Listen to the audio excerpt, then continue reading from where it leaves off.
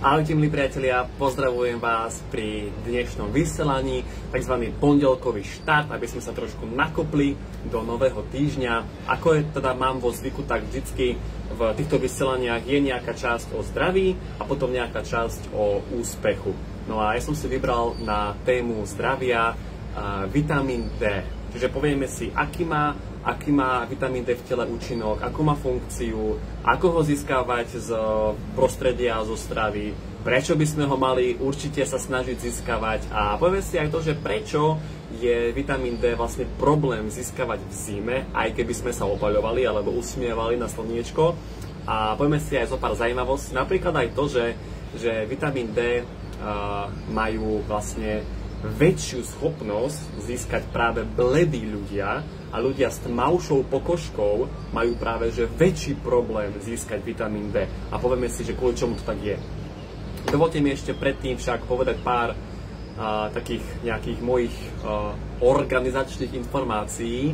No a to je to, že už 15. februára, deň po Valentínovi, sa môžeme uvidieť v Bratislave, v Dome kultúry v Dubravke na podujatí Evolution. Je to vlastne vzdelávacie podujatie, ja veľmi s tým rezonujem.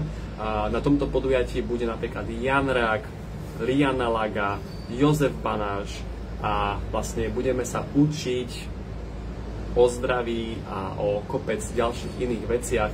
Bude to od 16. No a vlastne v tomto podujatí budú aj zdravé trhy. Budem tam vystupovať ako na tých trhoch ja s môjim stánkom, kde vlastne budeme hovoriť o meraní ZITO, čo je to meranie ZITO. Vy si budete môcť prísť, zarezervovať termín, budete sa môcť pýtať nejaké rôzne otázky. Ak náhodou ste tu takí, ktorí ste už boli u mňa na meraní a chceli by ste niečo dovysvetľovať alebo prekonzultovať, určite príďte, to je zdarma. Aby ste mohli prísť na trhy, tak vstup platiť nemusíte. A vlastne viete sa zúčastniť aj trhov. A ak by ste chceli potom byť aj na prednáške, tak to už si potrebujete samozrejme kúpiť listok, ale listok sa potom kúpuje na stránke, oficiálnej stránke Evolution. Dobre, poďme teda na tému tzv. Školy zdravia a to je vitamín D. Ja mám poznámočky tuto vedľa telefónu, takže budem sem tam očami ubiehávať do strany, pretože fakt je to obšírna téma. No, asi taký hneď veľký šok na úvod je to, že vitamín D je v skutočnosti hormón. Nie je to vitamín, ale je to vlastne naozaj hormón. A moja partnerka, vlastne teraz už snúbenica, je doktorka a pracuje ako gynekologička, no a ona vlastne ženám meria aj hodnoty vitamínu D. A sama mi potvrdila, že za vlastne rok a pol, čo pravidelne meria ženám vitamín D, ani jedna ho nemala v tej norme, kde by mal ten vitamín D byť. Áno, my si povieme, že aj keď my užívame vitamín D v nejakých kapsulkách alebo tabletkách, na 99% to vôbec nestačí, aby tá moja hladina vitamínu D bola uspokojivá. A povieme si samozrejme, že prečo. Asi v podstate takouto hlavnou úlohou vitamínu D je to, že pomáha vstrebávať vápnik a fosfor. To je nevyhnutné pre zdravie kostí, zubov a pre svaly. Samozrejme, ako to mnohí poznáme, tak podporuje imunitu, tým pádom podporuje tvorbu bielých krviniek, podporuje obrannú schopnosť tela, bojuje proti rôznym infekciám, bojuje proti zápalom. To je, by som povedal, že už nám také známejšie. No a otázka teraz nie, že prečo si v zime nevie telo vytvoriť vitamín D, aj keď sme na slnku. Priatelia, na to, aby moja pokožka vedela tvoriť vitamín D zo slnečných lúčov, tak slnko vlastne ono produkuje UVB a UVA slnečné lúče. Vitamín D sa tvorí z lúčov UVB. A na to, aby UVB lúče prešli cez vlastne ozónovú vrstvu a cez atmosféru, musí slnko byť pod nejakým uhlom k našej planéte. No a tým, že v zime slniečko nejde úplne až hore, ako keby kolmo nad zem, ale vlastne ono chodí iba keby takým miernym oblúkom, nie takým proste veľkým oblúkom, ale iba takým miernym, tak tým pádom to slnko nie je ako keby ostré a nie je pod dostatočným uhlom k našej planéte a vtedy tie UVB lúče neprejdú až na Zem. A tým pádom, aj keby sme sa opaľovali, tak nevie telo vytvárať vitamín D a k tomu ešte, aby vedelo tvoriť vitamín D, tak musí slniečko minimálne 30% pokryť plochu našej kože. Čiže aj v lete, keby sme sa iba tvárou usmievali na slnku a povedzme mali ruky alebo krátke tričko, tak stále to nie je 30% plochy mojej pokožky. Áno. Čiže v podstate vitamín D si vieme tvoriť iba v mesiacoch od marca po október. Áno. Čiže medzi októbrom a marcom nevieme tvoriť vitamín D a aj v lete musíme byť v podstate aspoň bez trička, aby 30% plochy našeho tela pokryli slnečné lúče. Poďme si potom ďalej aj to, že vlastne aké sú príznaky nedostatku vitamínu D. Samozrejme, ako prvé oslabená imunita, preto je mnoho z nás chorí práve v zime. Takisto je to ešte aj únava, depresia a podráždenosť, bolesti svalov, kĺby a zlá kvalita kostí. Mimochodom, tieto príznaky sú dosť také ako keby charakteristické pre tetániu. A v podstate, ako doplňať vitamín D formou stravy? No, najlepším zdrojom sú masné ryby. Masné ryby ako napríklad losos, makrela, sardinky, tuniak. Pri týchto rybách je veľmi dôležité voliť naozaj dobrý zdroj, pretože keď tieto ryby boli chované v tzv. Sádkach, čiže v nejakých ohradách, tak by som povedal, že si ešte viac uškodíme, ako polepšíme. Tieto ryby sú zároveň zdrojom aj omega-3 masných kyselín, ale na to, aby tie omega-3 masné kyseliny v tých rybách boli, tak fakt potrebujú byť z voľného chovu. Ja by som dovolil si povedať, že 99% rýb v bežných supermarketoch, v tých reťazcoch, sú bohužiaľ z fariem, z ohrád.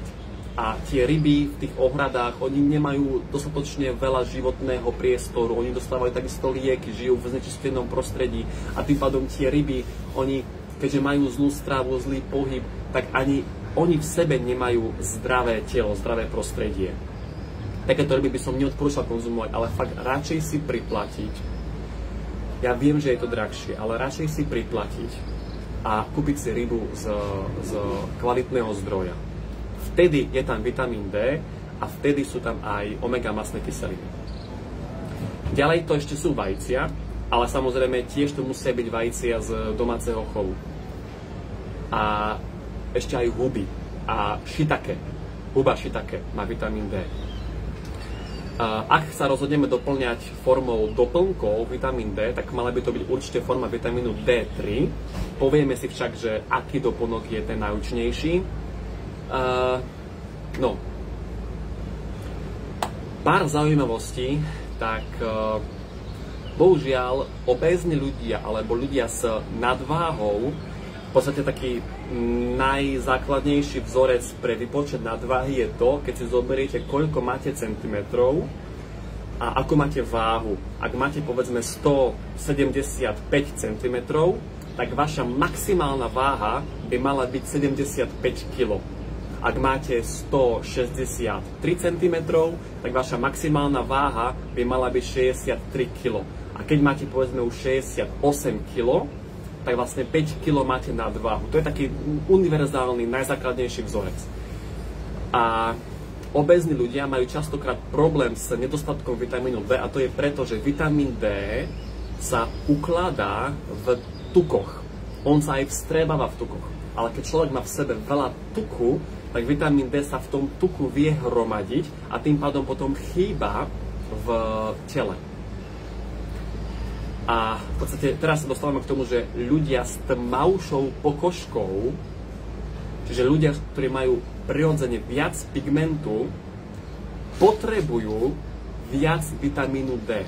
Áno, počujete ma dobre, ľudia s tmavšou pokožkou potrebujú viacej vitamínu D. To je pretože majú v sebe viac melanínu, to je ten pigment, a ten blokuje tvorbu vitamínu D. Čiže ľudia s bledou pokožkou potrebujú sa vystavovať, alebo respektíve stačí im byť kratšie na slnku, niekedy okolo 15-20 minút, a telo si vie tvoriť vitamín D, pretože majú menej melanínu. A naopak ľudia s tmavšou pokožkou potrebujú byť dlhšie na slnku, aby si telo vytvorilo vitamín D. No, ako sa najlepšie vstrebáva vitamín D a aký mechanizmus v tele prebieha? No, priatelia, v podstate pointa tohto videa je to, aby sme si uvedomili, že ak chceme doplniť vitamín D, tak nestačí kúpiť si v lekárni nejakú značku, doplnku vitamínu D, užívať formy nejakých kapsúl a veriť, že mám dostatočne veľké množstvo vitamínu D, lebo nemáte. Ja počas mojej praxe, kedy skenujem ľudí, naozaj drvivá väčšina z vás mi poviete, že áno, užívate vitamín D. A napriek tomu moja partnerka, ktorá v podstate oskenovala formou svojej gynekologickej ambulancie oveľa viac klientiek ako ja, potvrdila, že nikto nemal veľké množstvo, alebo teda dostačujúce množstvo vitamínu D, aj napriek tomu, že ho užívate v tých kapsulkách z lekárne. Prečo? Lebo sa nevstrebáva. Na to, aby sme my vedeli vstrebať vitamín D, sa musí z tzv. Neaktívnej formy premeniť na aktívnu formu. Akýkoľvek doplnok výživy ja užívam, je to stále iba neaktívna forma. Tento vitamín D z neaktívnej formy najprv prechádza cez pečeň. Konkrétnym medicínskym výrazom sa vlastne to volá kalcidiol, čiže pečeň ten neaktívny vitamín D metabolizuje a premieňa už na aktívnejšiu formu, stále to však nie je ten 100% aktívny vitamín D.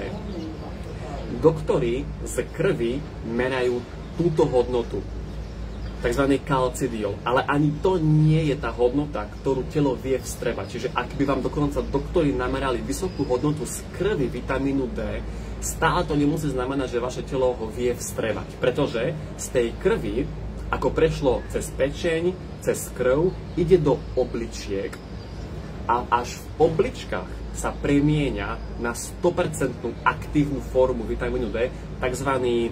Kalcitriol. A až tento vitamín D vie naše telo 100% využiť.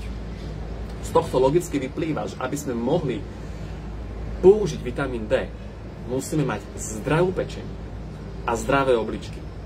Čiže, ak máme, povedzme, stukovatenú pečeň, ak máme oslabenú pečeň, ak tam máme cysty, ak tam máme polypy, ak ju máme proste oslabenú, znefunkčnenú, alebo je skrátka nejakým spôsobom znečistená, toxická, aj napriek tomu, že budem užívať vitamín D, aj napriek tomu, že budem na slnku v lete opaľovať sa, nebudem ho mať dostatočne veľa. Ak by som mal dobrú pečeň, ale nebudem mať dobré obličky, čiže budem dehydrovaný, budem mať na obličkách opäť, môžu byť tam nejaké cysty, môžem mať povedzme nejaké kamene, môžem mať v tele nejakú nerovnováhu minerálnych solí, elektrolitov a tým pádom budú oslabené obličky. Oni nebudú vedieť premieňať tú neaktívnu formu na aktívnu formu. Čiže vidíte krásne, ako všetko v tele spolu je poprepájané a dovolím si povedať, že aj vďaka môjmu skeneru vieme zistiť, kde môže byť v tele táto príčina, prečo sa vám nevstrebáva vitamín D. Naozaj mnoho ľuďom v skeneri vyskakuje, že majú málo vitamínov, ale ja im aj hovorím, že riešením nie je ten vitamín začať jesť, pretože on sa nebude vstrebávať. V tele je to neskutočne komplexné a my potrebujeme zistiť tú príčinu, prečo sa tie vitamíny nevstrebávajú. OK. Dobre, poďme si ešte bližšie trošku rozobrať nejaké ďalšie účinky vitamínu D v tele. Ako som hovoril, tak v podstate taký ten najzákladnejší účinok je to, že zvyšuje vstrebávanie vápnika. Ono v podstate hlavné vstrebávanie vápnika sa deje v tenkom čreve. Bez vitamínu D je vstrebávanie vápnika z tenkého čreva okolo 10%, a s vitamínom D je vstrebávanie vápnika z tenkého čreva až 40%. Ďalej, v podstate vitamín D riadi ukladanie vápnika do kostí, ale tu potrebuje byť zase aj vitamín K2. A tým pádom sa ten vápnik nebude ukladať v cievach, čo je dosť nebezpečné, ale bude sa vstrebávať do kostí. Ďalej, ako sme si hovorili, vitamín D podporuje imunitu, podporuje obrannú schopnosť tela, je veľmi silne protizápalový. Ďalší úžasný benefit je to, že podporuje srdce a zdravie ciev, pretože vlastne vitamín D reguluje správne krvný tlak a znižuje aj zápal v cievach. Najvyššie podporuje pružnosť ciev. Ďalší benefit je to, že vitamín D podporuje tvorbu serotonínu, to je hormón šťastia, tým pádom bojuje proti úzkosti, depresii, proti nejakým negatívnym psychickým stavom. A no, tých benefitov je veľmi veľa, dokonca nejaké články uvádzajú aj, že veľmi dobre bojuje proti rakovine, alebo teda je vlastne prevencia proti rakovine, pretože reguluje delenie buniek, a čím vlastne znižuje riziko nekontrolovaného rastu nádorov. V podstate vitamín D takisto môže prispieť k ochrane tela pred rakovinou hrubého čreva, rakovinou prostaty a aj rakoviny prsníka a pľúc. OK, v podstate moja partnerka meria hladinu vitamínu D, keď je gynekologička, aj pretože vitamín D je veľmi dôležitý pri tvorbe estrogénu u žien. Takisto, ak je v tele málo vitamínu D, tak môže vznikať v tele potom syndrom polycystických vaječníkov a v tom najhoršom prípade môže byť z toho až neplodnosť. Zase u mužov je veľmi dôležitý vitamín D na tvorbu testosterónu. Takže ak chceme, aby ženy boli ženy, potrebujú vitamín D. A ak my muži chceme byť mužmi, tiež potrebujeme vitamín D. Dokonca taká zaujímavosť pre mužov, veľmi odporúčam v lete si opaľovať semeniky, pretože vtedy je to ako keby turbo na tvorbu testosterónu. Hej. Samozrejme, skúste to urobiť niekde v súkromí, kde vás nikto nebude vidieť, aby ste sa potom nenašli niekde na internete, ale je to veľmi dobré na tvorbu testosterónu. Takže, čo vlastne veľmi silne blokuje tvorbu vitamínu D, priatelia, sú to opaľovacie krémy s SPF, čiže s tým ochranným faktorom. Ja som bol za to kedysi veľmi hejtovaný, ale stojím si za svojím názorom, ja som proti opaľovacím krémom, proti všetkým opaľovacím krémom. Teraz ma môžete kozmetičky ukrižovať a zakameniť. Áno, slnko sa hovorí, že oslabuje pokožku, tvorí vrásky, budeme potom skorej starí. Samozrejme, nie je zdravé byť na slnku vycapený ako had a opaľovať sa celý deň, ale striedať to. Ale určite nie je zdravé používať opaľovacie krémy. Proste to som úplne proti tomu. No a teda ako najlepšie doplniť vitamín D, teda okrem tej strávy, čo sme si hovorili, tak vitamín D sa vstrebáva v tukoch. Preto, priatelia, najlepšia vlastne dávka vitamínu D je formou omega masných kyselín. Omega masné kyseliny, mám teda na mysli tie zdravé tuky, hlavne omega 3, to je vlastne rybí olej, rybí tuk. Aj opäť toto musí byť kvalitný rybí olej, ktorý by práve že mal byť ešte zmiešaný s nejakým rastlinným olejom. Ja osobne odporúčam omegu, ktorú máme otestovanú skrz aj vlastne moju snúbenicu, v laboratóriu, kde sme to merali v krvi, že ak užíva človek ten produkt, ktorý ja odporúčam, s tým vitamínom D a s tými omegami, tak ten vitamín D už za jeden mesiac už bol na tej správnej hodnote. Keď ľudia užívali aj rok rôzne doplnky z lekárne, nič sa nezmenilo. Čiže teraz si to môžete aj porovnať aj kľudne aj finančne. Ja neviem, povedzme, vitamín D v lekárne, vymyslím si, stojí, dajme tomu 15 eur. 15 eur krát 12 mesiacov je 180 eur. Ľudia zaplatili 180 eur a nič sa nezmenilo. Človek si kúpil odo mňa produkt, ktorý stojí 48 eur a už za mesiac mal zmenu. Čiže, čo je drahé, čo je lacné teraz? No, ja by som povedal, že lacnejšie je zaplatiť 48 eur a mať výsledok, ako platiť každý mesiac 15 eur a mať z toho nič. Ja odporúčam omegu, majú to v podstate moji klienti, veľa z nich už doma, pretože veľa ľudí proste chápe tomu, že hlavne v zime my tú omegu s vitamínom D potrebujeme doplňať a potrebuje to byť naozaj tá kvalitná omega. Ja by som si nedovolil odporúčať niečo vám, čo nemám otestované a podložené nejakými meraniami, pretože ja hovorím, že meno mám iba jedno a nechcem si ho proste pokaziť, hej. Takže keby ste mali záujem sa dozvedieť, alebo teda kúpiť si, alebo pozrieť si tú omegu, ktorú odporúčam ja, tak kľudne vám pošlem link. No a v podstate to je asi všetko k téme zdravia, k vitamínu D. Poďme sa teraz ešte presunúť na tému školy úspechu. No a témou dnešnej školy úspechu je taká veľmi možno téma, ktorú viac ľudí naštve, a to je to, že doba nikdy nebola lepšia. A teraz si možno hovoríte, že ako to môžem povedať, že či mi preplo, že či nevidím politiku, či nevidím, aké sú voľby, či nevidím, kto je vo vláde. Priatelia, možno vás bude môj názor štvať a možno to budete považovať za veľmi, veľmi sebecké. Ale môj názor je ten, že zariaď si život tak, aby ťa nemuselo zaujímať, kto je vo vláde. Je to niečo, čo nevieme ovplyvniť. A aj tak, tí ľudia v tej vláde pochádzajú iba z nás, z ľudu. To je proste moje zrkadlo. Aj tak, na to, aby sa zmenila politika a vláda, sa potrebujeme zmeniť my. Starajte sa proste sami o seba.